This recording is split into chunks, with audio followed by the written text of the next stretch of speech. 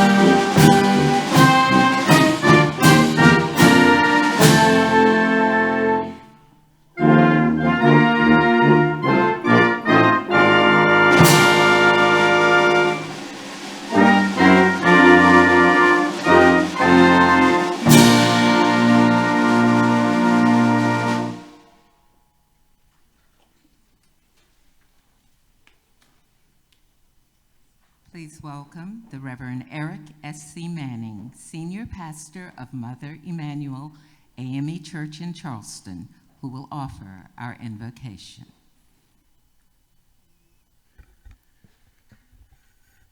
You may be seated. As you're taking your seats, I'm going to ask if you feel comfortable, and only if you feel comfortable, that you reach across and that you grab the person whom you are sitting next to by the hand. Again, only if you feel comfortable. I realize still at times we may not feel as comfortable. Ladies and gentlemen, and honored guests, as we reach across and we grab our neighbor by the hand, let us remember why we gather today. We gather to remember. May this invocation serve as a beacon of hope, reminding us that our shared responsibility to build a future defined by kindness and empathy. Let us pray. Today we remember 80 years after the liberation of Auschwitz. We pause to remember the lives of those who suffered, the courage of those who resisted, and the resilience of those who survived. We honor the liberators who bravely restored hope amidst despair, and the testimonies that illuminate the darkest chapters with undenying light. We vow to protect their legacies through education, compassion, and unwavering justice. In this sacred moment, we reflect on the depths of human cruelty and the heights of human compassion. We stand not only to commemorate, but also to reaffirm our commitment to truth, justice, and the dignity of all people. Auschwitz remains a powerful symbol, a reminder of the horrors of hatred, bigotry, and indifference. Yet it also stands as a call to action, urging us to ensure that never again is not merely a promise, but a reality. We honor the memories of the 6 million Jewish men, women, and children who perished in the Holocaust alongside the countless others whose lives were cut short by this atrocity. Let us honor their memories with our voices, our actions, and our resolve. May we be guided by the light of compassion as we work to heal the wounds of the past and build bridges of understanding for the future. May we learn from the pain of history and reject the forces of prejudice, division, and hatred in all forms. Let us invoke the strength of resilience of the millions who suffered, the families torn apart, and the lives cut short. May we draw from their courage as we commit to fostering a world where such atrocities are never repeated. In the sacred silence, we hold space for reflection and remembrance.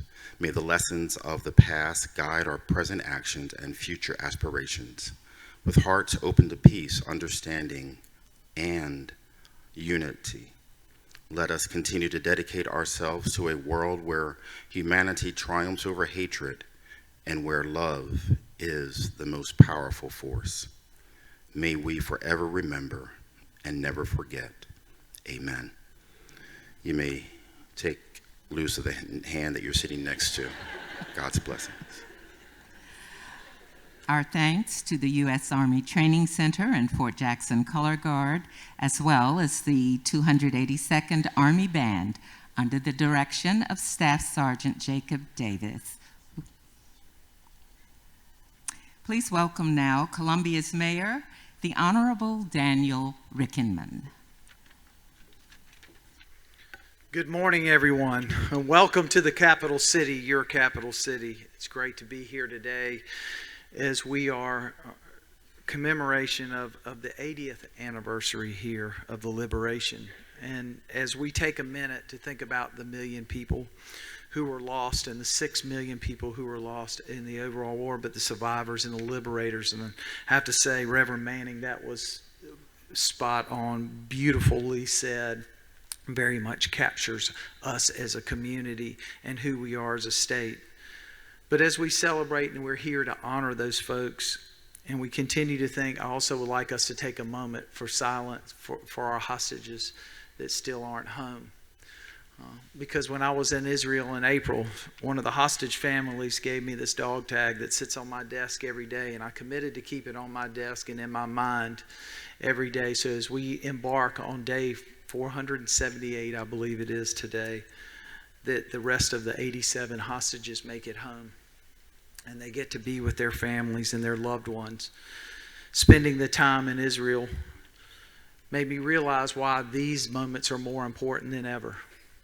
Because as we are as a community, we have to be strong. So let me be very clear that the city of Columbia stands with our Jewish community, with the state of Israel, and as does our state and our community, and we'll do everything along with our university, our police department, our citizens to stand strong. As we continue to work through the issues we have together, we have to sit at the table together and remember that we're never going to let something like this happen again, but we also have to celebrate the survivors, the liberators, the family members that are here today. And so with that, I'd like to introduce our friend, our leader of our state, our advocacy for leadership that stands up at every moment, our governor, Henry D. McMaster.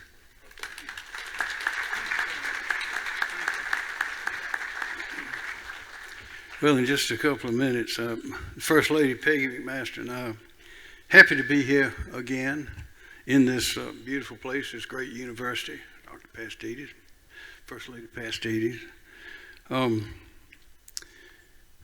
largest terror attack in Israeli history occurred at the Nova Music Festival on October 7th, 2023.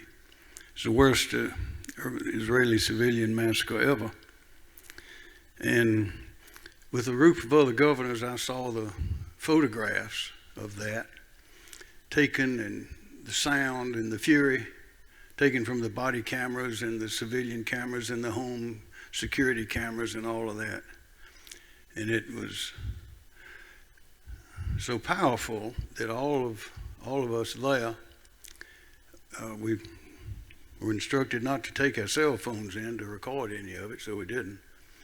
But as we left, nobody spoke as we walked down the long hall, but you could hear mutterings under the breaths of those governors. It was something to see. I later visited the Holocaust Memorial in Berlin and went out to Dachau and took a look at that place. And again, the group of us walking in those buildings and looking at the sites there, the structures, again, we were silent. The people of South Carolina have responded. By the way, in time of the Revolutionary War, there were more Jews in South Carolina, the colony, than all the rest of the colonies put together. And I believe it's the second oldest Jewish synagogue in the country today is in Charleston. It's still operating. In South Carolina, we've responded. The General Assembly, I proposed, the General Assembly approved, the citizens funded $1 million for the Anne Frank Center, housed at the University of South Carolina, one of 4 in the world. It's on College Street. You need to go take a look. Also, I signed into the law passed by the General Assembly, a law that adds the International Holocaust Remembrance Alliance's definition of anti-Semitism to our state law. The point of this is that we are in a special place. This state, this place, this city is a special place to be for all people. You may remember the movie Deliverance a few years ago. I read the book, saw the movie. They're both great. I like music. The banjo part is terrific. Everybody knows those tunes. But everybody, I think, learned the meaning of deliverance. I didn't know why James Dickey, who was a professor at the university for a while, very hard to get into his class in those days. I wondered why do you call it deliverance? And I realized at the end that it was the deliverance from evil. And it is still with us. It was with us in Auschwitz. It was with us before that. It's with us now. But we, in this place, in our time, are standing against that evil. And we will continue to do so as long as we stand. We are strong because we remember, and we remember because we are strong. And I have a proclamation.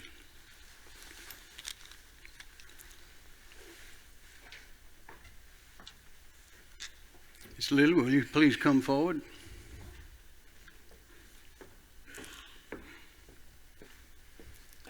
I'll read. There it is. State of South Carolina, Governor's Proclamation. Whereas the Holocaust was the state-sponsored systematic persecution and murder of 6 million Jews by Nazi Germany and its collaborators. And whereas, while the racist Nazi ideology focused on the total elimination of Jews, millions more, including Poles, the disabled, Jehovah's Witnesses, and many others, were targeted for the tyrannical oppression, persecution, and execution that characterized the Nazi command. And whereas it is through studying the history and the personal accounts of survivors of Holocaust that we learn of the responsibilities as individuals, societies, and governments to overcome hatred, persecution, bigotry, and tyranny. And whereas January 27, 2025 marks the 80th anniversary of the liberation of Auschwitz-Birkenau, the largest Nazi concentration camp and exterminating center, and the site where over 1.1 million innocent men, women, and children lost their lives to forces of evil beyond our comprehension. Therefore, I, Henry Dorgan McMaster, Governor of the great state of South Carolina, do hereby proclaim January 27, 2025, as International Holocaust Remembrance Day throughout this state, and encourage all South Carolinians to remember the victims of the Holocaust, honor the survivors and rescuers, and further the education of present and future generations to prevent future atrocities and acts of genocide. Signed by me, Henry D. McMaster, your proud, happy governor, on behalf of 5.3 million proud, happy South Carolinians. Thank you, ma'am. Thank you, Governor. You Very got it. much. You want me to take it back? Thank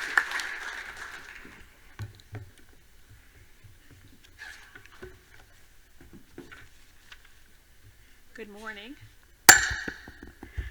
My name is Lily Filler, and I am chair of the South Carolina Council on the Holocaust, which is the sponsoring organization of this event. I also want to recognize the Anne Frank Center as a supportive, creative partner in this event, and all those who work there.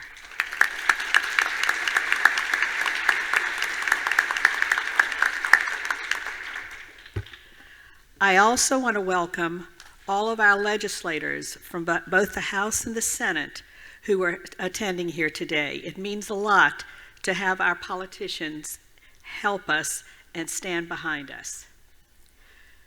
This is the 80th commemoration of the Liberation of Auschwitz concentration camp, the camp that notoriously represents all that was evil during the Third Reich.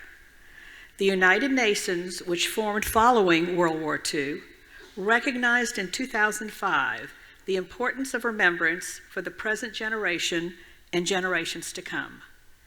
International Holocaust Day has become an internationally recognized day.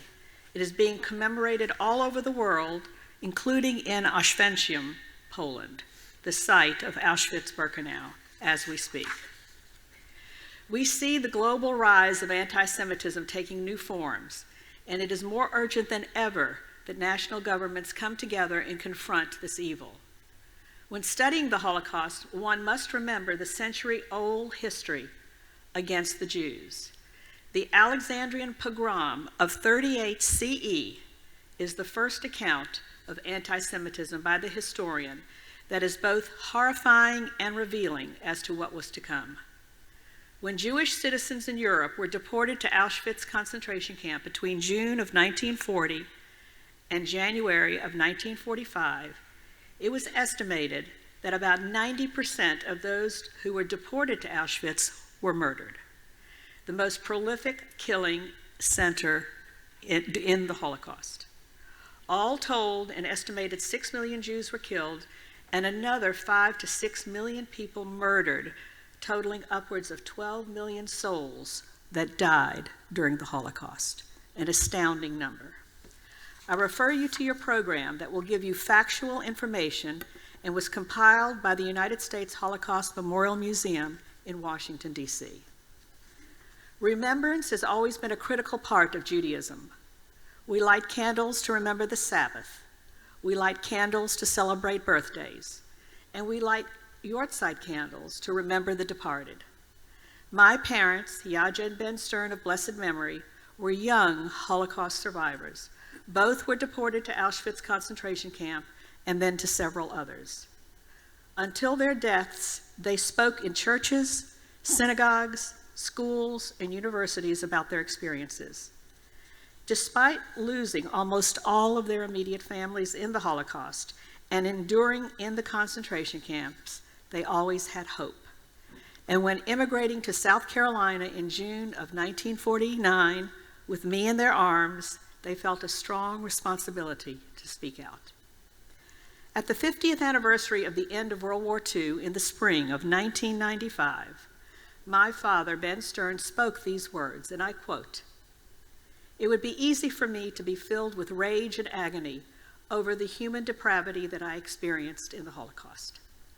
But when I recall my first sight of the American soldiers entering the Alah concentration camp, it was as though God himself had sent his own angels of deliverance. It was a moment I shall never forget. These brave, precious men giving me the first sign of human compassion and hope in over a half decade of hopelessness. Each and every one of these liberators are blessed and always in my prayers." End of quote. My parents loved Columbia. They loved South Carolina, and they loved the United States of America. And so we gather here to commemorate the importance of memory of the history and the truth of the Holocaust. Equally, we also commemorate the bravery of our Allied soldiers who fought against this evil, and the perseverance of our Holocaust survivors and what they were able to accomplish despite their horrific experiences during the Holocaust. So it is my distinct pleasure to introduce to you someone you all will recognize, Mr. Chuck Todd, NBC Chief Political Analyst, who is also an author, a journalist, and hosts the Chuck Toddcast. For many of you, he became your friend as he was in your home on Sunday mornings with Meet the Press from 2014 to 2023, or in the evening when he was discussing politics or world events. Mr. Todd was born in Miami, Florida, to a Jewish family. He attended George Washington University and gained practical experience in political journalism that launched his career. He is here with his lovely wife, Christian, and they have 2 children. Chuck is widely respected for his in-depth, data-driven analysis of political trends and elections. He has an uncanny ability to break down complex political topics into digestible insights. It was his ability to do so that made me seek Chuck Todd as our keynote today. I recall our first phone conversation, and he clearly stated to me that he was not a Holocaust scholar, nor was he a Holocaust academic. And I responded, that's exactly why I thought he would be perfect as our speaker. He can connect the dots now in 2025 as to why we continue to commemorate an event that was in another century, on another continent. Why is it relevant today? Why should our children study this history? And it gives me great pleasure to introduce Mr. Chuck Todd.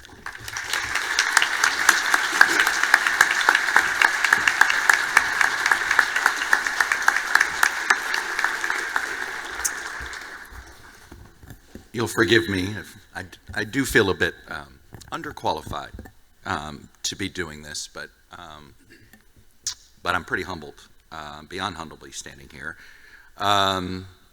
I've been incredibly impressed with what this community has done to embrace Jewish history. This Anne Frank Center, the governor was just talking about and everybody's been talking about, it's an incredible treasure. And there's no better place for it to be than right here in Columbia. I get that very much, so well done to the University of South Carolina. Look, I'm not the son or grandson of Holocaust survivors, but as a Jew of European descent, I do have relatives who escaped Nazi Germany, including an aunt by marriage. Her and her mother escaped Kristallnacht. Much of her extended family didn't survive. Others she wouldn't meet for decades when she discovered some relatives who had escaped to South America. But I accepted this invitation to speak as much as a challenge to myself, but also to use my time to issue a challenge to all of you who are listening. Because when it comes to the eradication of Jewish hate, we still have a long way to go. Never forget. It's the motto that all of us know that we use about what happened to the Jewish people in the Holocaust by Nazi Germany. But that motto is not about just Jewish people never forgetting. It's about the rest of the world never forgetting, and more importantly, never repeating. And for nearly 70 of the last 80 years, Never Forget has been about as effective of a tool against Jewish hate as anything we had come up with to date. But with each passing year, first-person accounts of the atrocities committed by Nazi Germany are fewer and fewer, and with the loss of these important narrators, we're lucky enough to have one today, of history, we have our work cut out for us to educate each new generation about what happened and why it happened and what we can do to ensure it doesn't happen again. Of course, we in the Jewish community have been preparing for this moment for some time. The amount of effort that's been put into preserving, researching, and sharing stories of the Nazi era and the Holocaust itself has frankly been incredible. The efforts in Germany, in Israel, and here in the United States to make sure every Holocaust record we can find is preserved, every survivor is interviewed and recorded for posterity It's been so well done. And thanks to new technologies, we're going to have students will be interacting with an AI version of survivors for decades to come. This technology is pretty amazing. And I think it's, we all worry about AI. This is how AI can do good on this front. So when it comes to the history of the Holocaust, I have no doubt these efforts have gone a long way to beat back Holocaust denialism, which is one of the reasons why we continue to have to do these remembrances, because that's a real thing. But the one thing any Jew will tell you is that just when you think progress has been made in one area to deal with Jewish hate and Jewish misinformation, suddenly we find ourselves dealing with another challenge to our basic identity. For many Israelis and many Jews in the diaspora worldwide, the attacks of October 7th unleashed a new wave of anti-Semitism and a new round of misinformation, with basic facts about the history of the Middle East and the history of the Jewish people being called into question, and unfortunately amplified either due to benign ignorance or worse, intentional misrepresentation in an attempt to, erase history and erase Jewish historical existence in the Middle East. I'll be honest, for much of my 53 years on this planet, I didn't personally experience a lot of anti-Jewish hate. In some ways, I've been able to hide in plain sight. As a product of a mixed religious marriage, I don't have a surname that's traditionally assumed to be Jewish. But it's more than that. I was raised to be a quiet Jew. It's a term I've only recently become familiar with as I try to understand my upbringing compared with those who grew up in majority Jewish communities. Now, I was raised a quiet Jew out of necessity, or so my parents believed. My mother grew up in a small, mostly Catholic town in Illinois. They were one of just 2 Jewish families in a town of about 8,000 people in the 1950s. What did that mean? Everybody knew they were Jewish. And that experience was a bit scarring for my mother. The stories she told me about the questions she'd received from people, her friends in high school, because she was the first Jew they'd ever met. And some of the stories she'd tell me, frankly, were a tad unbelievable. I didn't believe them. She said that in the girls' locker room in her high school, a few would ask her if she had a tail, if she had horns underneath her long, thick black hair. And I'd sit there and say, I just didn't believe it. And she'd tell some of them they could check for themselves to see if she was hiding her horns. When she married my father, who was raised a Methodist, it turns out she was the first Jew many members of his family ever met. And there were times she was made to feel unwelcome. And I saw it firsthand. There was one spouse of a close relative who made sure that whenever my mother was coming with my father and I for dinner, she always found a way to serve pork. Ironically, this person never served pork when it was just my dad and I visiting, without my mother. At first, I didn't notice these things, but as I grew older, you notice them. Needless to say, my mom wasn't with us very often when we visited this relative. And I had another aunt who always referred to my mother as the black-haired Jew. I guess she wanted to distinguish my mother from me, the red-haired half-Jew. Now, I would hear these things, and my parents knew it. So they went out of their way to reinforce the notion that I should keep my faith private. It was, frankly, a decision they made, I think, simply to keep the peace in our family. I was raised that you never talk about religion or politics when out in public or with new friends or acquaintances. Of course, I took that advice to heart, obviously, and became the person everyone wants to talk politics with in public, but I digress. But my parents did one other thing that I assumed every family did, and later in life realized that wasn't the case. They made sure I understood how much Jews had in common with everyone else, including the other 2 major religions, Christianity and Islam. They helped me at an early age understand that while we all worship the same God, we do have some disagreements about who speaks to and for with him. Sometimes I marvel at how hard some people try and create distinctions between the faiths when it's so painfully obvious to me how we all share so much of the origin stories with each other. To this day, I'd like to believe I start trying to solve most disputes by looking for what 2 sides have in common first before figuring out how to mediate the differences. Because most disagreements, especially religious disagreements, are rooted in common beliefs. But I'll be honest, being a quiet Jew isn't always the best strategy. In fact, that's part of my challenge to all of us today. The great fear I have these days is that social media and the destructive algorithms that fuel the use of it is going to end up distorting history in favor of the majority that exist. We're a small group of people. This was a fear I never truly believed was possible until the last few years, especially after October 7th.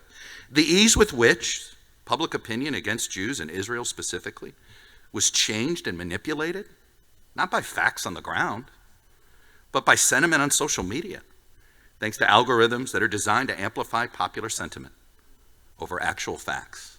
That's quite scary. There's a simple reason why this was so easy, though. So little is taught to all of us about the Middle East before 1948. To some people, they think there were no Jews in the Middle East for 2,000 years until 1948. So we have a lot of educating to do, and we Jews, even us quiet ones, have a job to do as well. We simply have to do a better job of educating in all walks of life. I'm going to speak for my profession, journalism. We're unpopular for a reason. I accept it.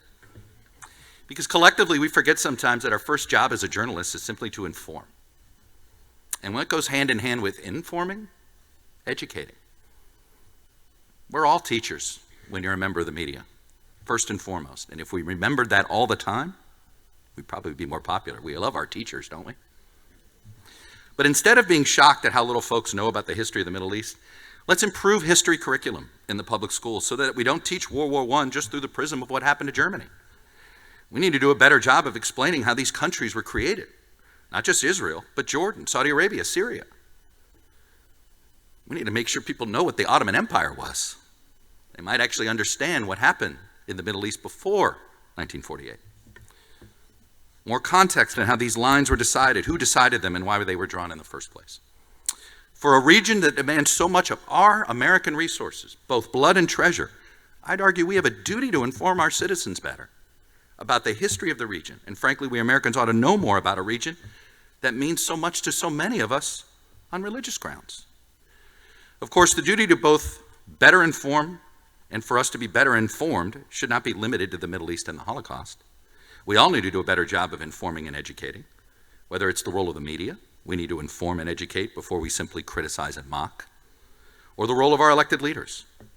Save the political slogans for the campaign season. Use your time as a public servant to explain what you're doing, explain why you're doing it, and try to do it with a tone that isn't accusatory to those who disagree, but simply accessible to all of those who want to learn and understand. And I'll close with this. You know who's embracing the spirit of educating and informing without judging or being accusatory for one's lack of knowledge right now in this community? It's the Anne Frank Center at the University of South Carolina. This is the spirit with which we should embrace educating and informing. It's done without judgment. It's not condescending, but it's storytelling. It's what my profession can do better. Provide context and information without either assuming you already know something or judging you for not knowing it in the first place. And it's what all of us can do a better job of doing. We all need to do it. You can't be a quiet Jew anymore. You know, and I understood the need to sort of keep your peace, right? It was really hard. But if we stay silent, we could get erased. And this is what's scary. It's just no time to stay quiet and no time to retreat. We can't let our collective history, Jewish history is our collective history. It can't be erased on the whims of an ignorant majority. I know we can do better, and I know everybody in this room wants to do better. Thank you for this privilege of speaking here today. And thank you, Lily, for inviting me. This has been one of the honors I've ever had. Thank you.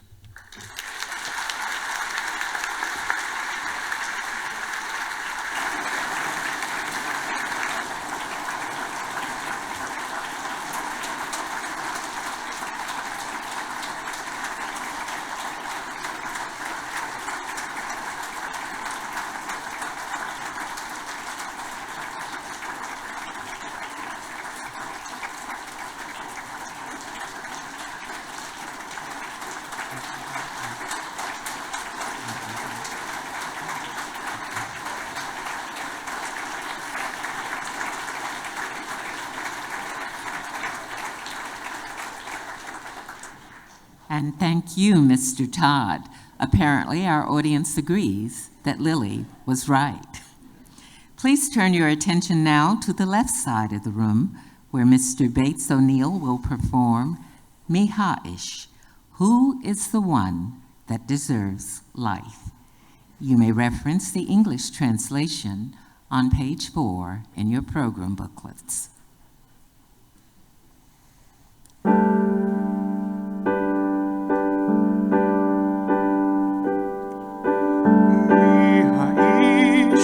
חפץ חיים, אוהב ימים לראות טוב. מי האיש החפץ חיים, אוהב ימים לראות טוב. נצור לשונך מהרה, ושפתיך מרבה מרמה, סור מרע ועשה טוב, בקש שלום ורודפהו. מי האיש החפץ חיים, אוהב ימים לראות טוב.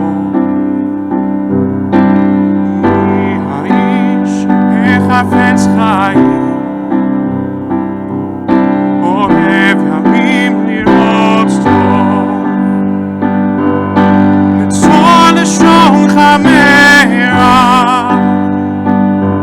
ושפתיך מרבה מרמה, סור מרע ועשה טוב, בקש שלום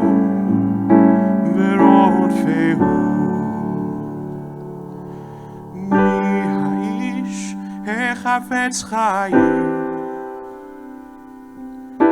אוהב ימים לראות טוב. מי האיש החפץ חיים, אוהב ימים לראות טוב.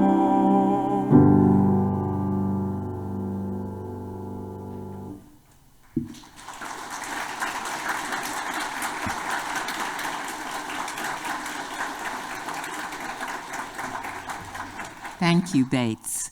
Please welcome now Colonel Mark Huttonen, who will be followed by child survivor Harry Snyder. Ladies and gentlemen, distinguished guests, Holocaust survivors, families, and friends, we gather here today to remember one of history's darkest chapters and the profound light that pierced through its shadows. 80 years ago, in the midst of unimaginable suffering, the world bore witness to the liberation of Auschwitz, a moment that was etched into the very soul of humanity. The U.S. Army, along with our allied forces, played an essential role in dismantling the machinery of tyranny and bringing justice to the oppressed. Though Auschwitz was liberated by Soviet forces, it's vital to recognize the collective effort of all allies who fought to end the Holocaust and destroy the Nazi regime. The bravery of U.S. soldiers was instrumental in the broader mission, liberating countless other concentration camps, uncovering horrors unimaginable, and committing themselves to a cause greater than themselves, the restoration of humanity. These soldiers, ordinary men and women from small towns, big cities, and every corner of America, became extraordinary when faced with unspeakable evil. They marched not just with weapons, but with hope, embodying the ideals of liberty, justice, and the inherent worth of every human life. Following the liberation, U.S. forces worked persistently to provide food, medical care, and psychological support, including displaced persons camp, to care for the remaining survivors who had nowhere to go. To liberate Auschwitz and the other camps was not merely an act of war, but a profound act of humanity. It required more than courage, it required moral conviction. These soldiers who arrived at these camps encountered suffering beyond comprehension, but they also carried with them the resolve to bear witness, to save lives, and to ensure that the world would never forget. Today, we honor the legacy of those who served. We honor the victims of Auschwitz, men, women, and children, whose lives were stolen by hatred And here we reaffirm our commitment to fight against the forces of bigotry, anti-Semitism, and intolerance wherever it may rise. As we reflect on the sacrifices of the past, let us look to the future.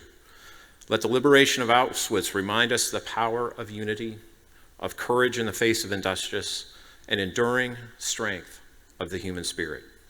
May we never forget the horrors of Auschwitz, and may we never cease to strive for a world where such darkness doesn't exist. Thank you.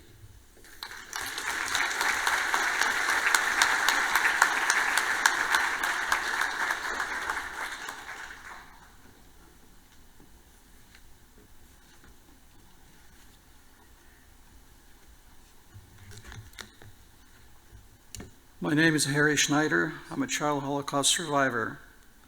There are only a few of us left around here. Most of the survivors are now in their late 80s or 90s. I was 13 years old when I came to the United States. I was placed in 8th grade. I was not able to speak a word of English, but I had a good English teacher who stayed with me many hours after school. In a short period of time, I was able to understand and use the language. And here I am 75 years later, I'm still learning.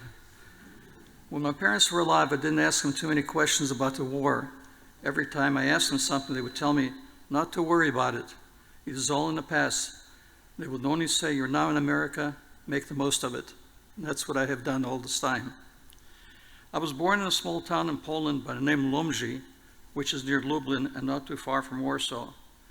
I was 2.5 years old when the Germans invaded Poland September 1st, 1939. On September 3rd, 1939, France and Britain declared war on Germany. Thus began World War II.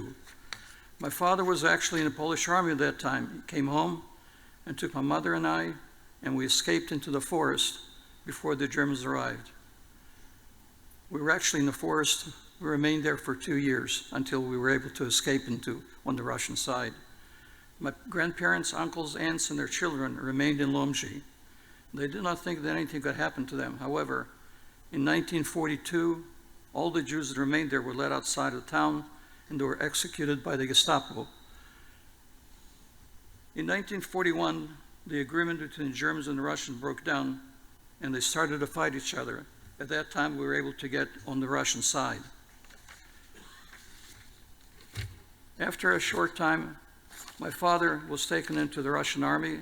The Russian government then put my mother and I on a train and sent us to the Ural Mountains near Siberia.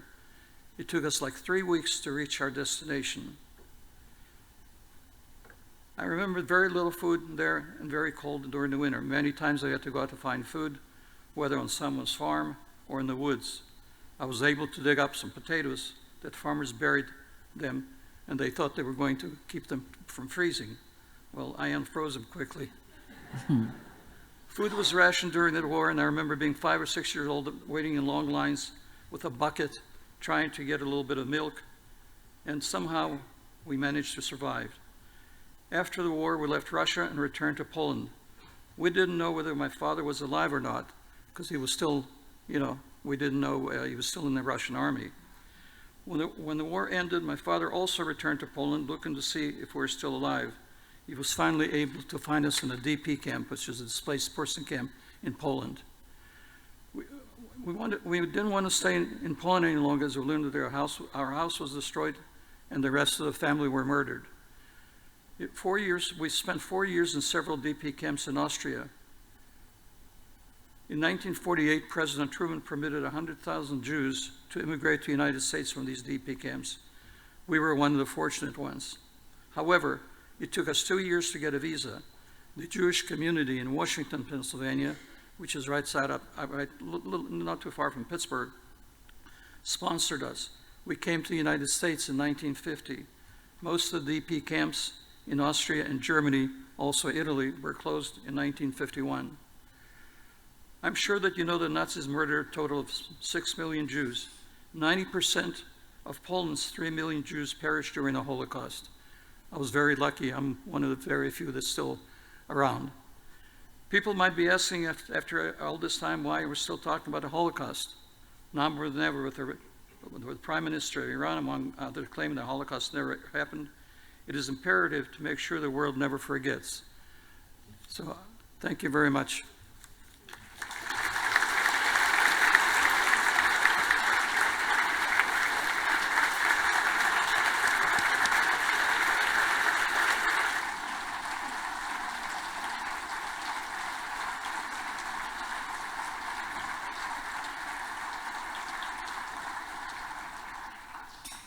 Thank you, Harry Snyder. We welcome now South Carolina Superintendent of Education, the Honorable Ellen Weaver.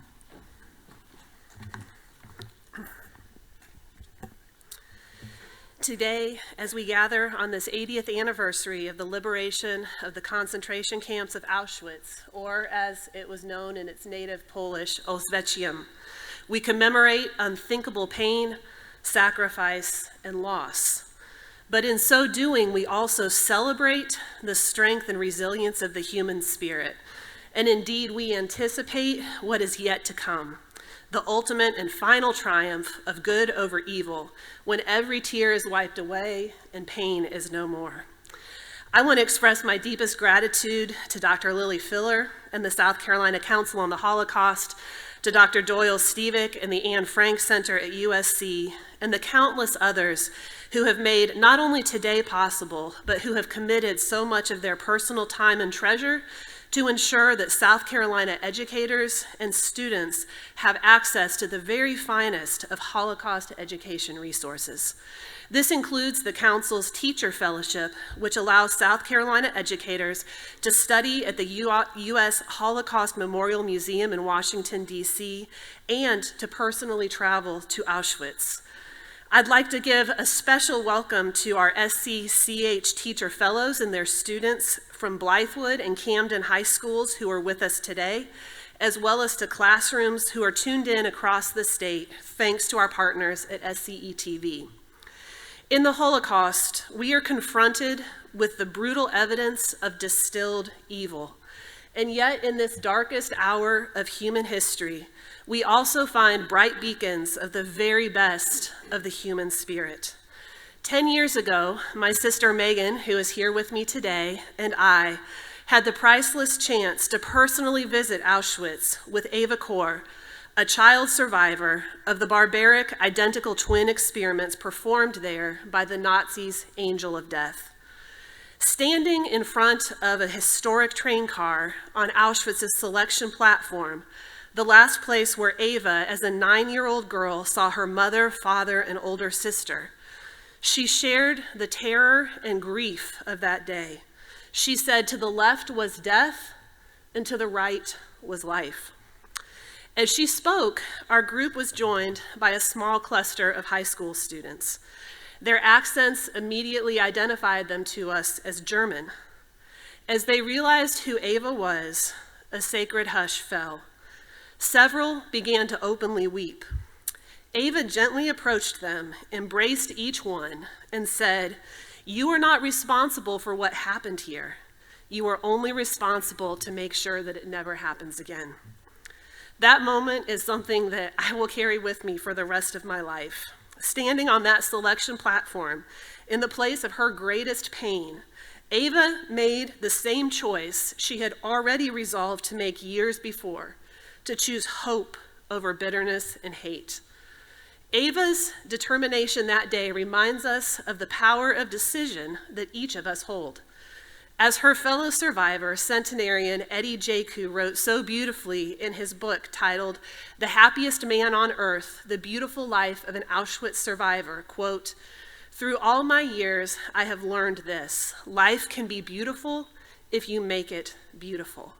So while the horror of the Holocaust will never be diminished, Governor, here in South Carolina, while we breathe, we hope. Ava and Eddie's stories and those of countless survivors and liberators like them challenge us to be upstanders for the vulnerable and champions of the good. They remind us of our sacred duty to bear witness to the realities of the Holocaust and oppose anti-Semitism in our own time. And they call us, through the power of their lived example, to close the door to bitterness and hate and choose the path of hope and freedom in our own hearts, so that we may truly and finally say, never again.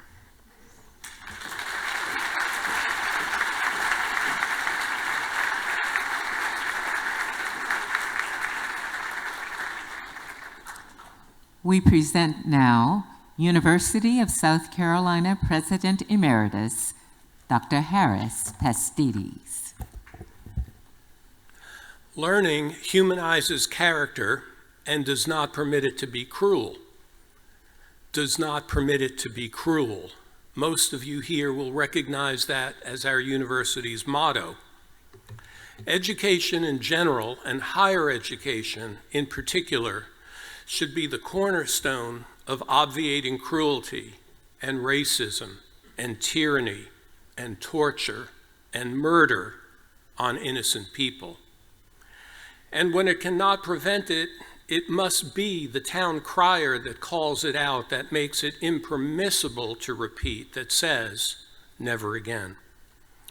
Universities have an important role to play in helping our world never forget those once in an eon, historic cruelties perpetrated throughout the Holocaust, but perhaps most vividly and therefore most symbolically at Auschwitz. Like many of you, I visited that place. It was on a day that had been sunny until I walked through that infamous gate. The sun does not shine on that place anymore.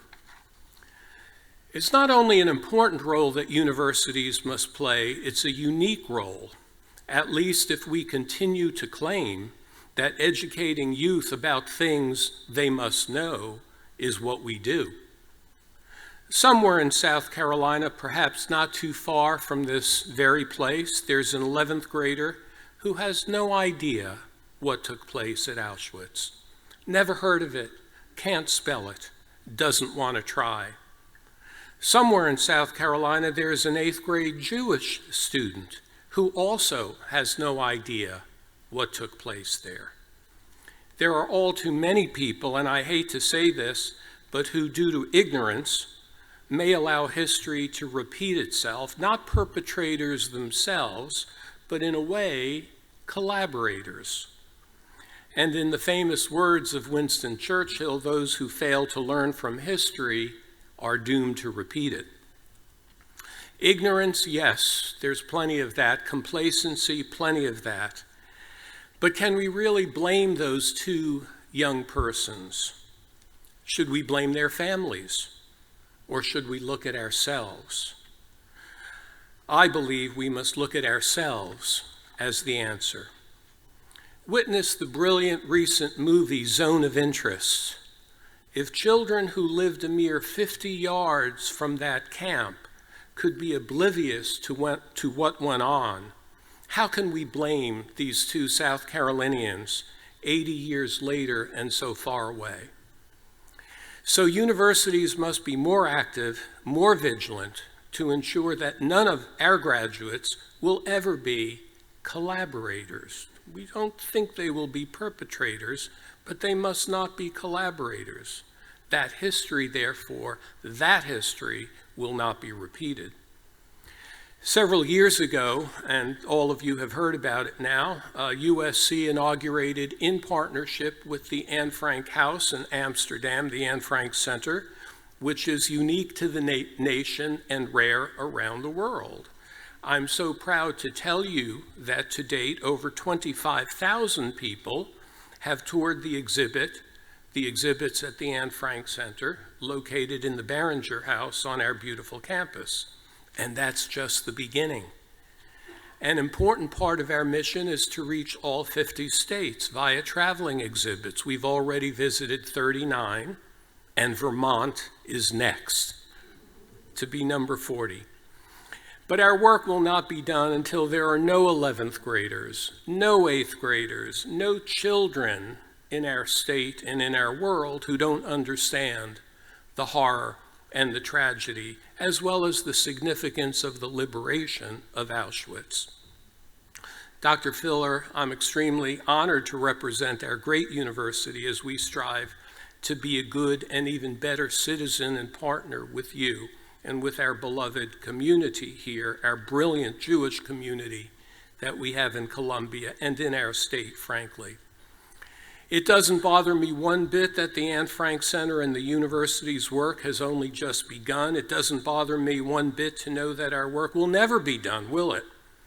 For if we're waiting to celebrate the completion of work like this, to thump our chests in celebration, we will be sorely disappointed.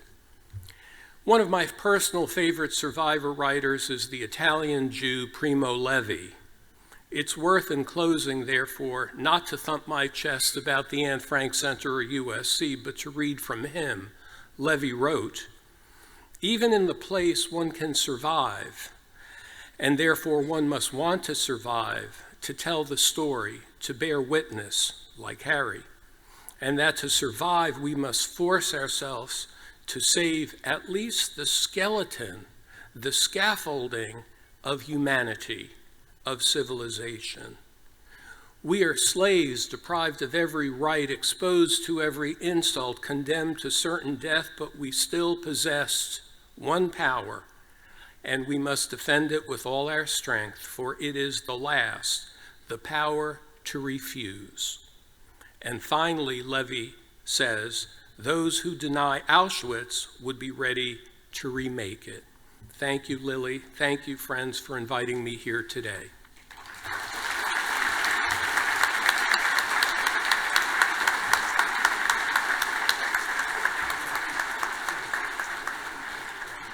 And thank you, Dr. Pastides.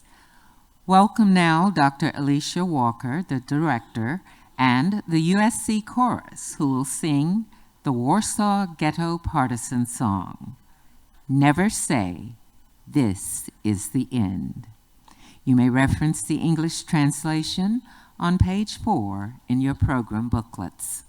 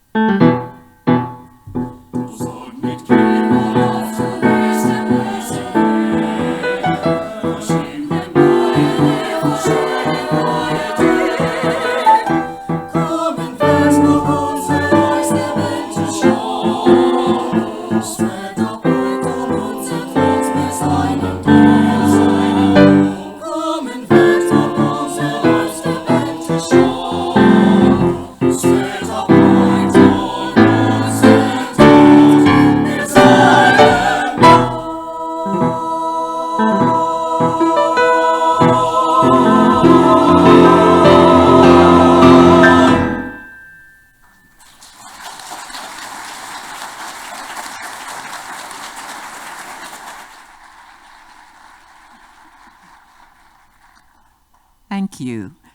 Please welcome the Executive Director of the South Carolina Council on the Holocaust, Mr. Scott Ospelmeyer.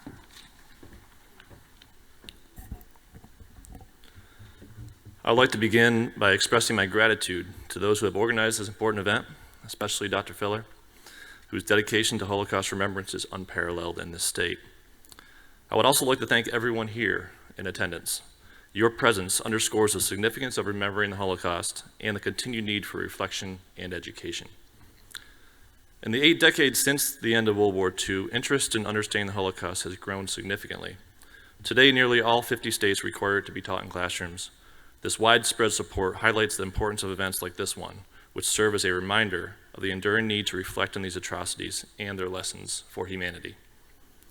We remember first and foremost to honor the victims. 6 million Jewish men, women, and children were murdered during the Holocaust. This loss is staggering, and its impact reverberates through generations. Consider also the millions of descendants who were never born, the families that were never created. Before 1939, the Jewish population of the world was larger than it is currently today.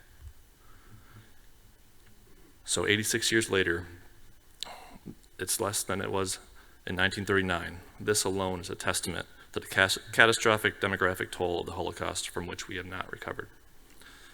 We remember to seek understanding. We strive to comprehend the evil that led to the systematic mass murder of millions, to understand the complicity of countless ordinary people who participated in these atrocities, including in the killing centers in Auschwitz. We aim to grasp the unimaginable circumstances faced by the victims, those who endured inconceivable suffering, those who resisted with extraordinary courage, and those who fought to preserve their humanity in the face of overwhelming powerlessness. We remember to reaffirm our shared humanity.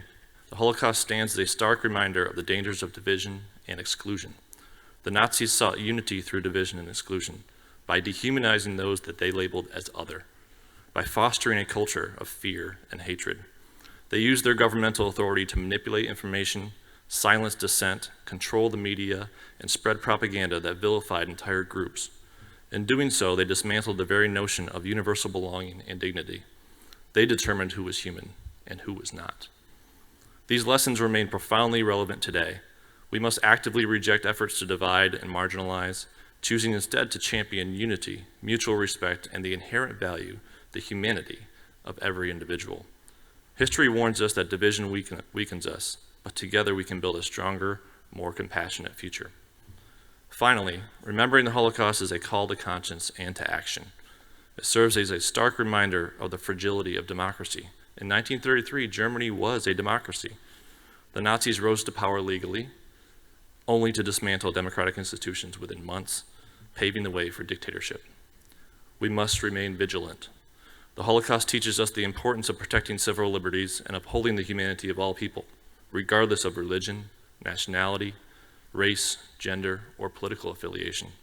It compels us to promote decency, kindness, and mutual respect in our personal interactions and collective actions. By remembering the Holocaust, we acknowledge the consequences of apathy and inaction. It reminds us of our shared responsibility to work toward a future defined by compassion, justice, and unity. Together, we have the power to create meaningful, positive change. Let us honor the memory of the Holocaust victims by committing ourselves to that purpose.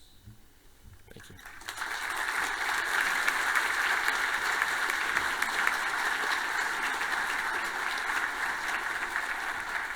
Thank you, Scott. Ladies and gentlemen, the Lieutenant Governor of South Carolina, the Honorable Pamela Ebbett.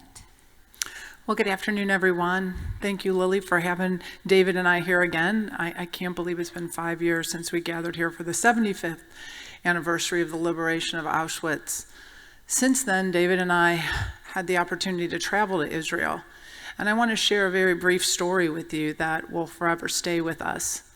While we were there, we were able to visit Yad Vashem, and while we were doing so, we were honored to lay a wreath on behalf of South Carolina there. Now, the curator was our tour guide, and while we were touring and we were looking at the room of the children with all the many lights showing, as you so eloquently put it, the lives that were never to be. He told us an amazing story that I think gives so much meaning to why we're all here today. There was a woman that had traveled, an elderly woman and not in great health, had traveled to Yad Vashem because at Yad Vashem, they want the names of all the survivors, of all the family members who were executed, so that their names and their lives don't just disappear. And he said the normal person that takes these names and documents them at Yad Vashem was busy, and so he stepped out to talk to this very elderly lady. And he said as he was taking her information, he began to realize that the name that she wanted commemorated was the name of her child. And this child had been born in Auschwitz and only survived a few hours when the Nazi guards took that child and killed her in front of her.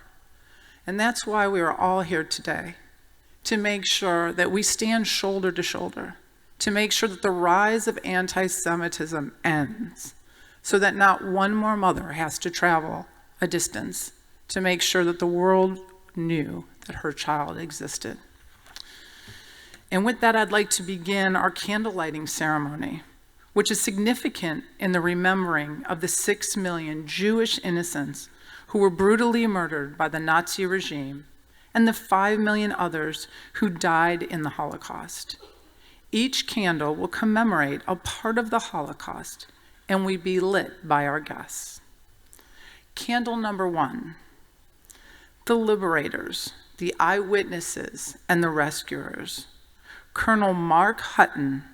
This candle remembers those that risked their lives fighting with the Allied forces of America, Britain, and Russia. Please note the liberating U.S. Army divisions in our program. If there are others in the room who are liberators, eyewitnesses, or rescuers during the Holocaust, please stand in lighting of this candle, and please remain standing until the end. Candle 2, the survivors. Mr. Harry Schneider. This candle remembers those that lived through the horrors of the Holocaust, in orphanages, in hidings, in ghettos, in labor camps, and in concentration camps, and have courageously told their stories. If there are other survivors in the room, please stand as this candle is lit, and please remain standing until the last candle is lit. Thank you. Candle 3, Children of Survivors. Mr. Bill Stern, a member of the Board of Trustees of the U.S. Holocaust Memorial Museum. The story of survivors now falls on their children to speak out about the Holocaust. If you are a child of a survivor, please stand as this candle is lit, and please remain standing until the last candle is lit. Candle 4, the grandchildren of survivors. Mr. Alex Filler. These grandchildren are our greatest revenge to Adolf Hitler and the Nazi regime. If there are grandchildren or other relatives of survivors in the room, please stand as this candle is lit, and please remain standing until the end. Candle 5, educator, teacher, and students. Superintendent Ellen Weaver. It is through skilled educators and historically accurate education that we will have our greatest impact on the hearts and minds of our students. As we see the rise of anti-Semitism, the importance of quality education is of the utmost importance. If you are a teacher, an educator, or a student, please stand as this candle was lit, and please remain standing. Candle 6, the moral, righteous, and concerned community, the upstanders. Governor Henry McMaster. As we recognize by the state Israel, there were many non-Jewish righteous and courageous people who risked their lives, spoke out, helped others survive, and educated against the atrocities of the Nazis. Please stand if you feel you are part of the family of humanity. Please stand as this candle is lit.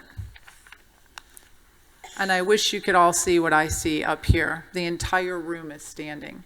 Thank you all so much.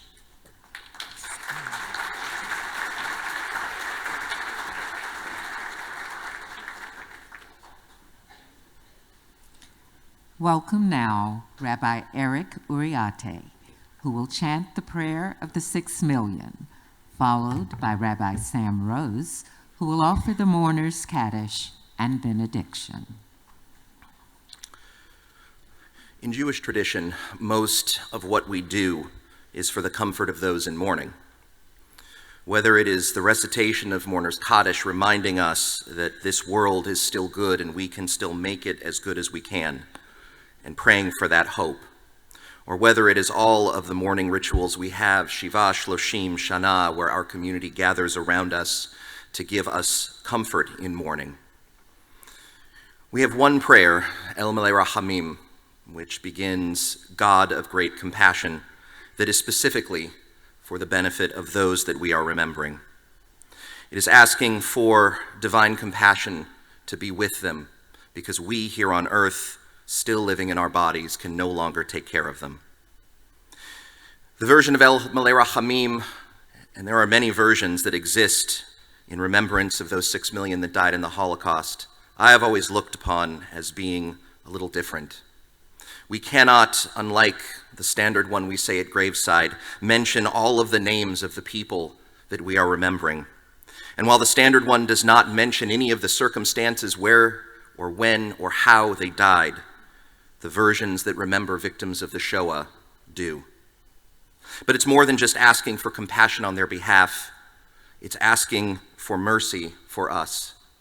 It's giving a promise to them that of the many millions that died in this great tragedy, those that died for the only crime of being born Jewish or Romani or mentally or physically disabled or homosexual, those whose crime of conscience was to stand up and go for an ideology that wanted them to protect those in danger even as they could have kept safety. Those who stood up and took up arms, whether they were one of those groups that could have been protected or not, whether in uniform or in civilian clothing. This is to offer and ask compassion on all of their souls, even if we may not know all of their names, even if we may not know any of them. And it's a solemn promise that whatever happened to them, this crime of dehumanization and hatred will never happen again. And so I am honored and humbled to recant this version of El Malei Rahamim, a version that I pieced together as best as I could from the recording of Ben Stern. And for this, I ask us all to please rise as we remember those millions who perished.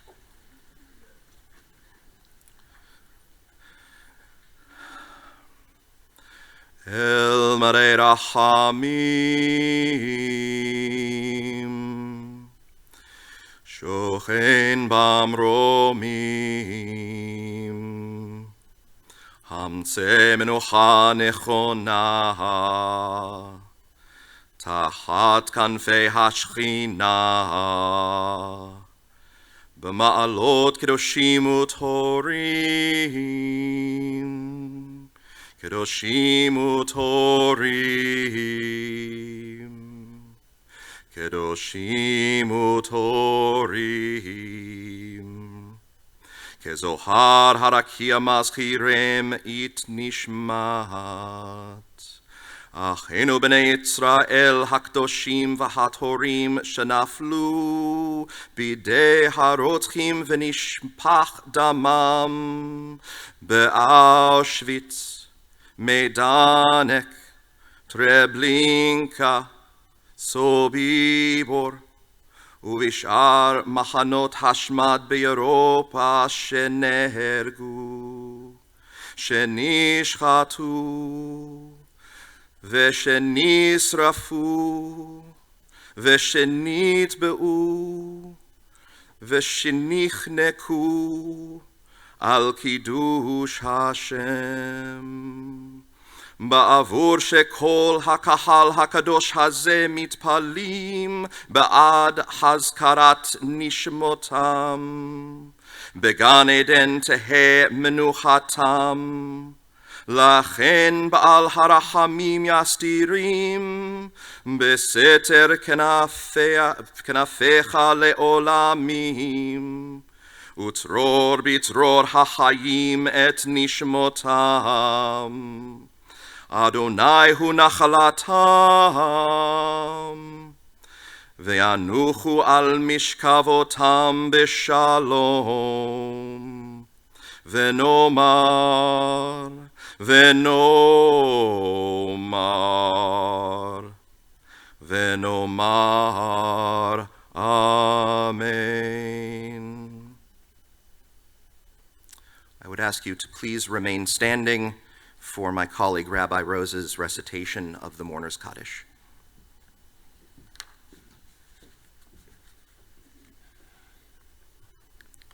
The Kaddish that I'm about to recite is not the one we normally do for Mourner's Kaddish.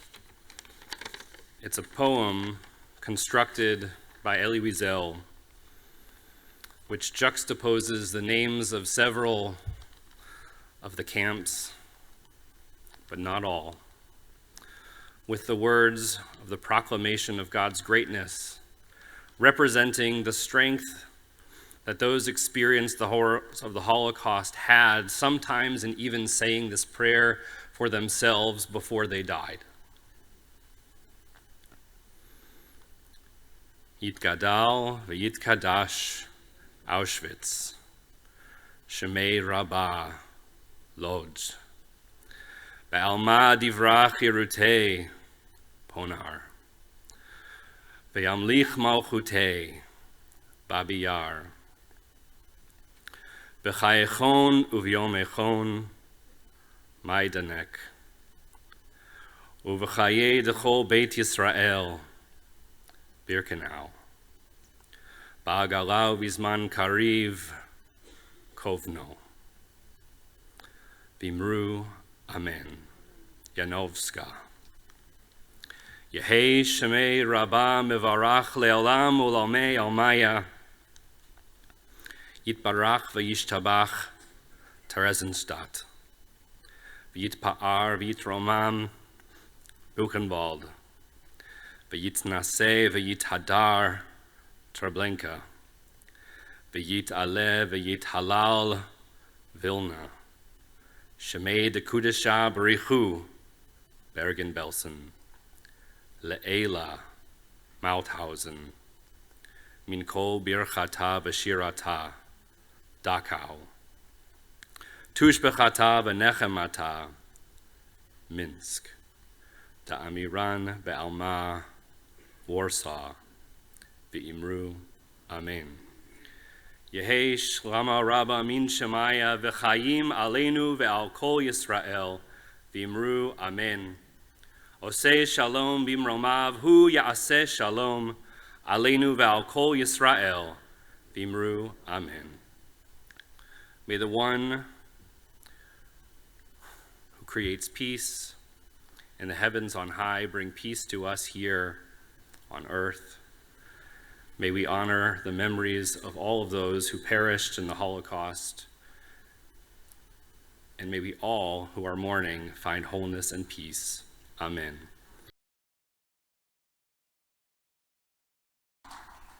Please remain standing as the colors are retired.